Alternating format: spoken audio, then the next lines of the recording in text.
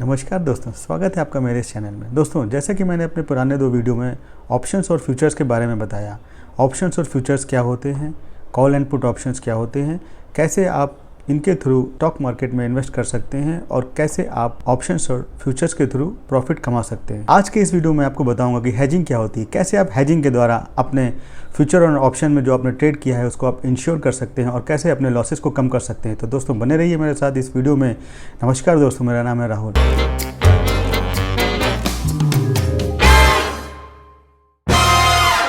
दोस्तों, जैसा कि आप सभी ने हेजिंग टर्म्स को सुना होगा और आप लोग सोचते होंगे ये हेजिंग क्या होती है। हेजिंग का मतलब है आपने जो भी अपने ऑप्शन और फ्यूचर में जो भी ट्रेड किया है आप उसको कैसे इंश्योर कर सकते हैं। या जैसे मैं आपको एक एग्जांपल देता हूं कि जैसे मैंने एक टर्म प्लान लिया हुआ है, मैं अपनी फैमिली में एक अर्निंग मेंबर हूं, तो मैंने कोई इंश्योरेंस टर्म लिया हुआ है। तो उस इंश्योरेंस टर्म्स के द्वारा मैं क्या इंश्योर करता हूं कि मेरे ना होने की स्थिति में मेरी फैमिली को जो है पैसा मिलता रहे। तो ये मैंने लॉसेस को कम करने के लिए एक इंश्योरेंस लिया हुआ है। जैसे आप अपनी गाड़ी का इंश्योरेंस लेते हैं कि अगर उसमें कुछ हो जाए तो आपको जो लॉसेस हैं वो कम से कम हो, इंश्योरेंस कंपनी उसको पे आउट कर दे। तो इसी तरीके से आप जब शेयर मार्केट में, स्टॉक मार्केट में ट्रेड करते हैं ऑप्शन और फ्यूचर में, तो चूँकि उसमें लॉट साइज बड़ी होती है, तो लॉट साइज बड़ी होने की स्थिति में आपको लॉसेस बहुत ज़्यादा हो सकते हैं। तो उन लॉसेस को मिनिमाइज़ करने के लिए आपको जो तरीका यूज़ किया जाता है उसको ही हम हेजिंग कहते हैं। हेजिंग क्या होता है, जस्ट एक एग्जाम्पल के रूप में मैं आपको बताता हूँ। बाकी मैं आगे डिस्क्रिप्शन में आपको अपनी कंप्यूटर स्क्रीन पर ले जाऊँगा, जिसके आपको मैं पूरा एग्जाम्पल के साथ बताऊँगा। तो एक एग्जाम्पल में एक छोटा सा एग्जाम्पल लेता हूँ कि जैसे सपोज़ किसी पर्सन ने, जैसे सपोज़ मैंने ही ITC कंपनी का एक कॉल ऑप्शन लिया 100 शेयर्स का। समझ लीजिए 100 शेयर्स की उसकी लॉट है, तो मैंने एक कॉल ऑप्शन लिया। सपोज 250 रुपीज़ मार्केट प्राइस पे मैंने एक कॉल ऑप्शन ले लिया उसका, एक लॉट का। अब सपोज मार्केट ऊपर हो गया तो मुझे फ़ायदा होगा, लेकिन अगर मार्केट नीचे चला गया तो मुझे लॉस हो जाएगा। मेरा जो भी प्रीमियम है सपोज़ वो चला जाएगा। तो उस प्रीमियम को सेव करने के लिए या उस लॉसेस को, जो कि लॉट का पूरा लॉसेस है, उसको सेव करने के लिए अगर मैं एक वही सेम अमाउंट का या सेम क्वांटिटी का एक 100 का शेयर पुट ऑप्शन में भी डाल दूंगा। मीन्स 100 का मैंने कॉल लिया, 100 शेयर्स का ही मैंने पुट ऑप्शन में एक डाल लिया। उसका प्राइस मैंने लिया 100 रुपीज़, कॉल ऑप्शन लिया मैंने 100 रुपीज़ का और पुट ऑप्शन लिया 80 रुपीज़ का। तो मैंने टोटल प्रीमियम कितना दिया, 100 इंटू 100 1000 और 100 इंटू 80 800। तो टोटल मैंने प्रीमियम दिया 1800 रुपीज़। अब सपोज़ ITC का जो शेयर मैंने जो लिया शेयर्स, और मार्केट प्राइस 250 पे लिया था, वो शेयर प्राइस जो है बढ़ के 250 से 280 हो गया। तो मैं अपना कॉल ऑप्शन को कंटिन्यू करूंगा और पुट ऑप्शन को विड्रॉ कर दूंगा। तो सपोज उसका शेयर जो है वो 280 चला गया और मैंने उसका जो मार्केट प्राइस लिया था 250, तो मुझे पर शेयर का प्रॉफिट है उसमें 30 रुपीज़ का, और वो लॉट साइज है 100 की। तो 100 इंटू 30 तो 3000। तो मुझे प्रॉफिट हुआ 3000 रुपीज़ का और मुझे लॉसेस हुआ, और मुझे जो मैंने अपना विड्रॉ किया वो कितना था, 1800 रुपये का। तो मुझे टोटल जो उसमें प्रॉफिट हुआ 1200 रुपये का प्रॉफिट हुआ। मेरे लॉस उसमें कम से कम होने का ऑप्शन था। तो इस तरीके से हम हेजिंग के थ्रू अपने जो है अपने जो भी ट्रेड है, जो भी हमने कॉल एंड पुट ऑप्शन किया है, जो ऑप्शन एंड फ्यूचर में जो ट्रेड किया है, उसको हम सिक्योर करते हैं। तो चलिए मैं अब आपको अपनी कंप्यूटर स्क्रीन पर ले चलता हूँ, वहाँ मैं आपको बताता हूँ हेजिंग क्या होती है। एक एग्जाम्पल लेता हूँ और उसको आपको पूरा क्लियर करता हूँ। तो दोस्तों, जैसा कि मैंने आपको पहले बताया कि हेजिंग क्या होती है। Hedging is a risk management strategy.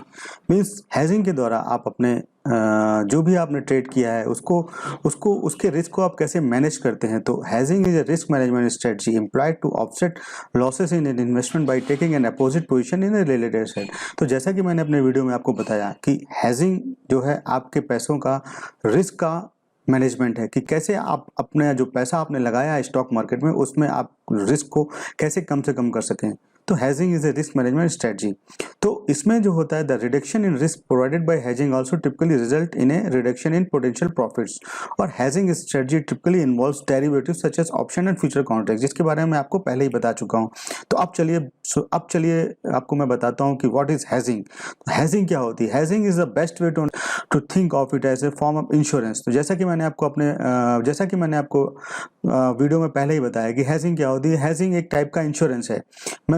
मतलब आपने जो स्टॉक मार्केट में जो पैसा लगाया है उसको आप कैसे इंश्योर करें कि लॉसेस कम से कम हो, तो उसी को हेजिंग कहते हैं। When people decide to hedge they are insuring themselves against negative events impact to their finances. This doesn't prevent all negative event from happening, but something does happen and you are properly hedged, the impact of the event is reduced. तो जैसा कि मैंने आपको पहले ही बताया कि hedging के द्वारा आप अपने रिस्क को कम कर लेते हैं, ठीक है। तो चलिए, in practice hedging occurs almost everywhere. In practice hedging हर जगह होती है। जैसे कि हम अपने एवरीडे एग्जांपल में कहते हैं, जैसे हम अपना होम का इंश्योरेंस लेते हैं, अपनी व्हीकल का इंश्योरेंस लेते हैं, हम अपना खुद का टर्म प्लान लेते हैं, तो we are hedging our self against fire, breakings और अदर अनफोर्सीन डिजास्टर्स। तो इस तरीके से हम हैजिंग कर रहे हैं अपनी लाइफ में। तो हैजिंग आपके लिए कोई टिपिकल चीज़ नहीं है। अगर आप इसको एक अच्छी तरीके से समझेंगे कि हैजिंग एक टाइप का इंश्योरेंस कवर है, ठीक है। तो हैजिंग में क्या होता है, हैजिंग में आप लॉन्ग स्ट्रेडल होता है और शॉर्ट स्ट्रेडल होता है। जैसे कि ये कुछ टर्म्स होते हैं जो कि शेयर मार्केट में यूज होते हैं, लॉन्ग होना, शॉर्ट होना। लॉन्ग मीन्स बाय करना, शॉर्ट मीन्स सेल करना। तो ये कुछ टर्म्स हैं जो उसमें टिपिकली यूज होते हैं। तो अब इस हैजिंग में लॉन्ग स्ट्रेडल क्या होता है? लॉन्ग स्ट्रेडल तब होता है जब आपका मार्केट का व्यू मिक्स होता है, तब आप अपना मार्केट का व्यू मिक्स होता है, जब आपको ये समझ नहीं आता है कि मार्केट ऊपर जाएगा या नीचे जाएगा। तो सपोज आप किसी कंपनी का एक ऑप्शन बाय करना चाहते हैं, ठीक है। It is a strategy which involve buying both A call and put on the same stock with both option having same exercise price. तो मतलब हम एक कॉल ऑप्शन लगाते हैं और उसी अमाउंट का, उसी क्वांटिटी का सेम एक पुट ऑप्शन लगाते हैं। तो चलिए, अब मैं इसको एक एग्जांपल के रूप में बताता हूँ कि राज ने आईटीसी कंपनी के पुट एंड कॉल ऑप्शंस लिए, प्रीमियम 10 और 8 रुपये रिस्पेक्टिवली। मीन्स 10 रुपये कॉल का है और 8 रुपये पुट का है, रिस्पेक्टिवली लिखा है उसमें मैंने।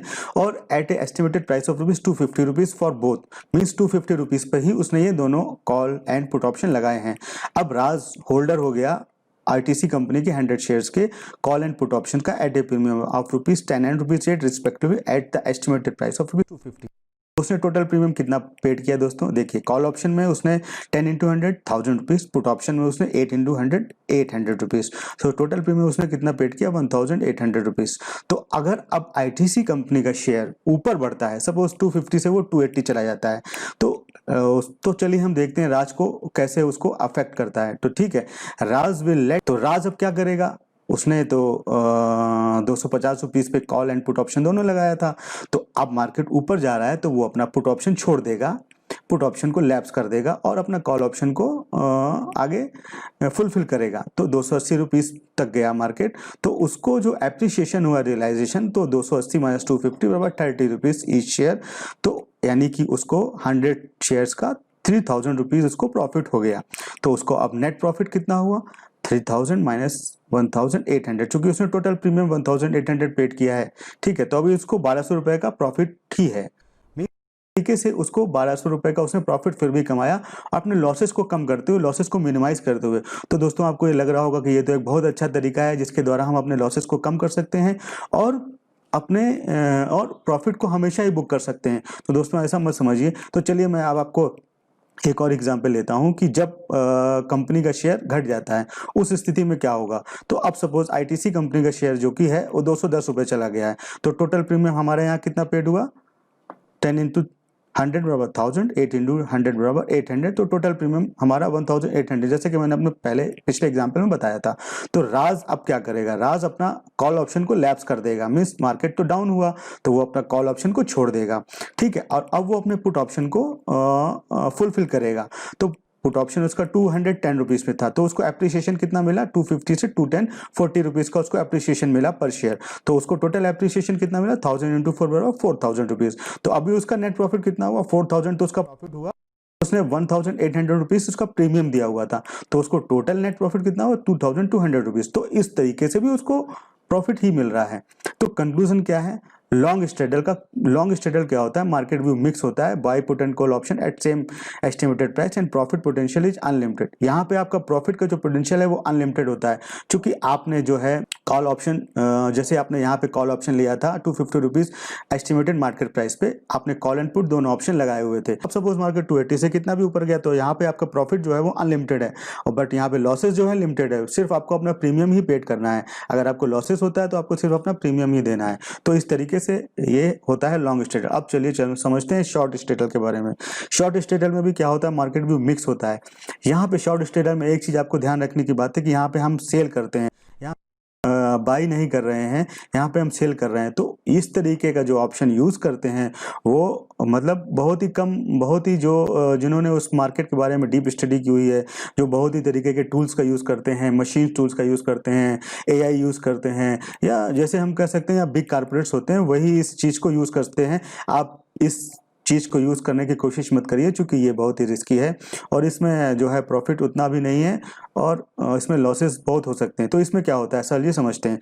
मार्केट व्यू मिक्स होता है, इसमें put and sell put and sell call option at same estimated price, here the profit potential is limited. अब यहाँ समझिए, टर्म को समझिए। यहाँ पे प्रॉफिट का जो पोटेंशियल है वो लिमिटेड है, मतलब आपने जितना प्रीमियम पेड किया वही ही आपको प्रॉफिट मिलेगा।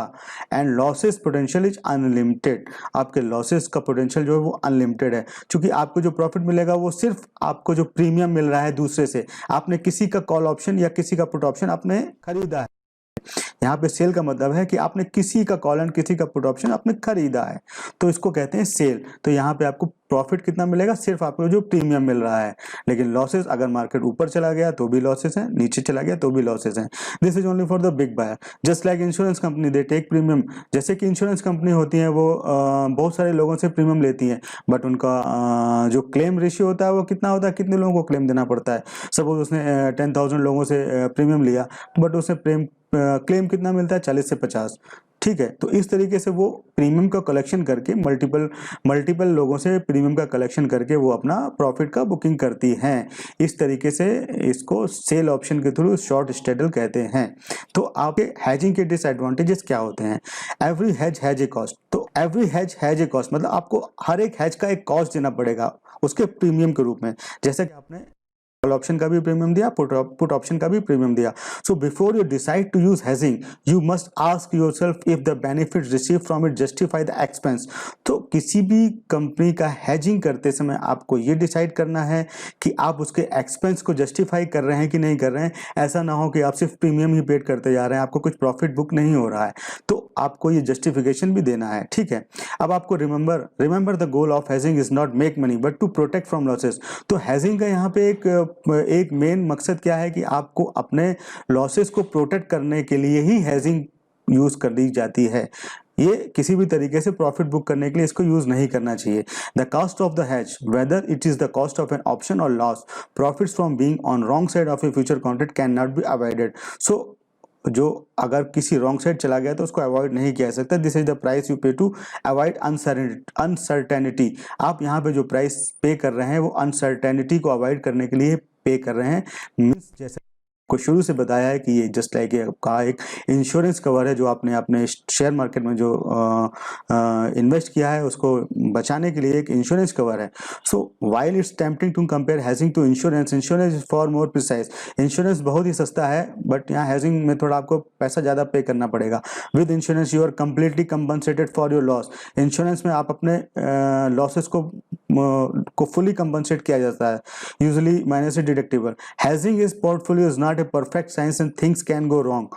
हैजिंग में आपकी चीजें गलत भी हो सकती हैं। Although risk manager always aiming for a perfect hedge it is difficult to achieve in practice, but इसको अचीव करना एक वेरी डिफिकल्ट है। तो दोस्तों आशा करता हूँ आपको ये हमारा हैजिंग समझ आ गया होगा। तो दोस्तों आशा करता हूँ आपको ये हैजिंग का कंसेप्ट जो है समझ आ गया होगा, क्योंकि आप लोगों को इससे पहले लगता होगा हैजिंग क्या है। बहुत ही टिपिकल वर्ड है, derivatives, options, futures, call, put and hedging. तो अगर आपको मेरा वीडियो पसंद आया हो तो प्लीज़ इसे लाइक करें, शेयर करें और सब्सक्राइब करें। थैंक यू दोस्तों।